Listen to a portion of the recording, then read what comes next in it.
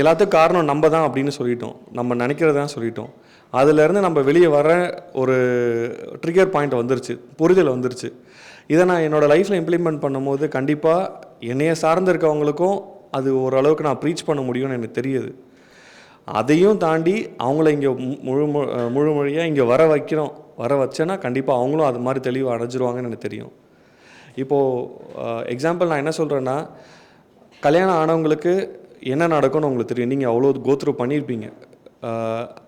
வீட்லேயும் சரி, மனைவிக்கிட்டேயும் சரி, சில விஷயங்கள் நம்ம எக்ஸ்பெக்ட் பண்ணுவோம், சில விஷயங்கள் அது நடக்காதுன்னு சொல்லி தெரியும்.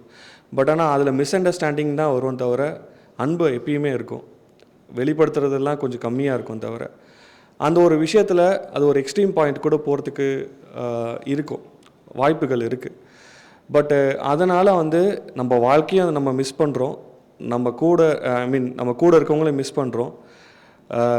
நமக்குன்னு வந்த நம்ம குழந்தைங்களையும் மிஸ் பண்ணுறோம். ஸோ அந்த புரிதல் நமக்கு வரும்போது கண்டிப்பாக அந்த ஒரு தைரியமும் வருது, நம்ம திரும்பியும் அது எல்லாத்தையும் மீட்டெடுக்கலாம் அப்படின்னு சொல்லிட்டு. அதுதான் நான் சொல்ல வரேன். மாற்றம் இங்கேருந்து நடக்கும், கண்டிப்பாக எல்லாமே நடக்கும்ன்றது ஒரு சந்தோஷம். அனைவருக்கும் வணக்கம். நாங்கள் ஒவ்வொரு வருஷமும் ஏற்காடில் ஒரு ஞான முகாம் மே மாதம் நடத்துவோம். அது ஒரு சம்மர் ரிசார்ட். அதை ஏழைகளுடைய ஊட்டின்னு சொல்லுவாங்க.